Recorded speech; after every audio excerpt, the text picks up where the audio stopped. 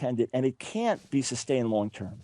Yeah, it definitely leads to destruction. And by the way, the wedding vow that you provided there, not only did we almost lose my technical guy in the other room when you went through that, but when I heard that, I was riding in Dallas, Texas. I remember where I was when I heard that, and it almost caused me to crash. So you got to keep these things in mind. That you don't know where people will be reading your book and the possible effects that might have. I'll have to remember you may be on a mountain around a sharp turn. But look, in England right now, overthrowing the Oxford English Dictionary and centuries of English usage, in a same-sex marriage, the husband can be a woman. Yeah.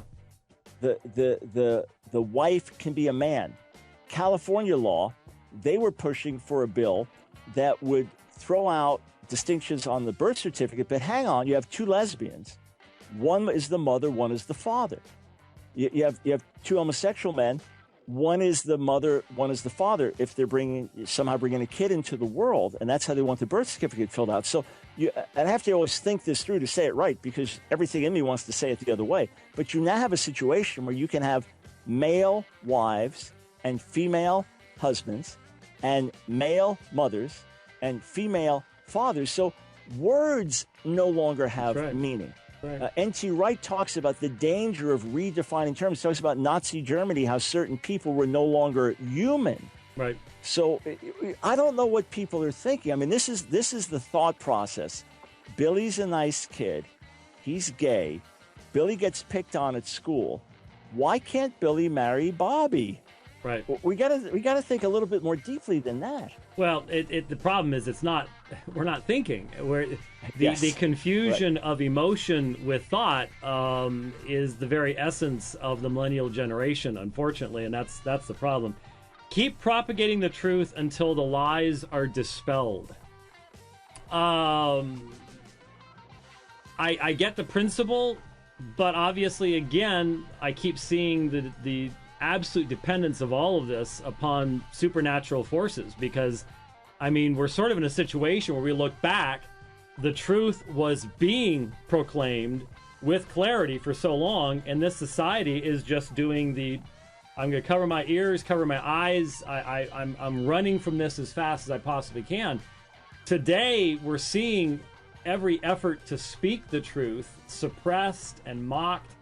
What you're saying is, there has to be, no culture can possibly survive multi-generational love with death and lying, and therefore you remain faithful because it may be the remnant, to use Old Testament language, it may be the remnant that gets to see it. It may not be you and I, it may not be our children or our grandchildren, but this rebellion against God cannot last. Yeah, look, I am, to the core of my being, a believer, and a believer in God's supernatural power and intervention, and a believer in his principles ultimately triumphing. Proverbs 21:30 says there's no wisdom or counsel against the Lord. 2 Corinthians 13:8, there's nothing that we can do against the truth, only for the truth. So look at how communism seems so utterly daunting. Just a generation back, and the communism is going to take over the world, and the lies upon which it was built seemed impregnable. Well, now it's collapsed in so many ways. Even a massive country like communist China is so influenced by capitalism and other things that are making it thrive. So, look, I've written this book believing God can use it to help spark a moral and cultural revolution. In the natural, that's completely absurd, but I believe God. Although I'm not a Calvinist, I absolutely have the Calvinist mentality and the sovereignty of God, and my trust is in God's power to bring about change, not man's ability to produce it.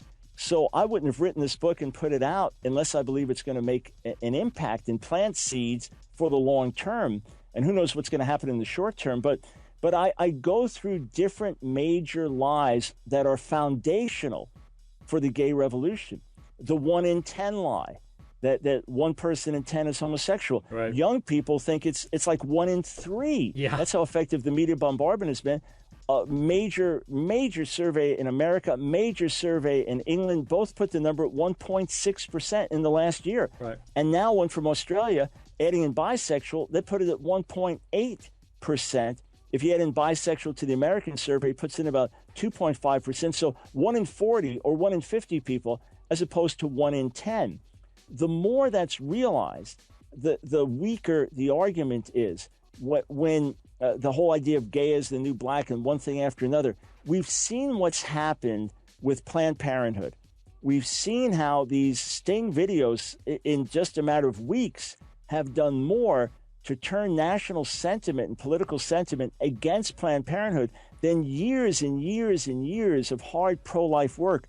So I don't know how the truth gets out other than us disseminating it, but I'm going to keep getting it out, believing that one way or another, in the midst of the mass deception in the world, in the midst of people drinking the Kool-Aid and the strong delusion, and people loving darkness rather than light because their deeds were evil, that ultimately truth triumphs. Right. The John 1:5 principle that the light shines in darkness and the darkness doesn't overcome it, if you translate the Greek like that, right. That's what I'm believing. And even for us, for our own sanity, we need to keep speaking it, because I've had plenty of preachers and pastors say, I know we're right, but I get tired. I get worn out. One of the major purposes of this book is to instill hope and courage. And if I could just make a friendly request from your great listening audience, the book is now available on Amazon. The Kindle version comes out September 8th. It was supposed to launch September 8th, but somehow copies got in first. So it's already out on Amazon. There are a couple of great reviews from people who actually read it, and then the typical nasty review from someone that doesn't like me who didn't read it. Right. But soon enough, we're going to attract a lot of negative attention. And I just ask your listeners, once you get the book, take the moment to write a review. Just write an honest review. I'm not saying post a false good review, but when you get it, if you like the book, write an honest review, because we're going to get confronted with the other stuff. But I've even found that gets exposed. And I've just said to my folks on Facebook sometimes, hey, check out this latest review. What do you think? And you go back and it's got like one person out of 150 thinks it's helpful. So there's a way to expose things if we work together. Right. Yeah, I've looked at some of those, and at least some of them are actually honest enough to say, I didn't even need to read this book. Exactly. A bigot like you, right? A bigot like you who needs to read your books. Exactly. They'll say it sometimes. Oh, yeah. Yep. They'll just come straight out and say it, and don't think anybody will notice it. All right. Be determined to write the last chapter of the book. What? Now, right, so I think it's sort of funny that you're writing the last chapter of the book and use that title personally, but what do you mean by that? Yeah, well, again,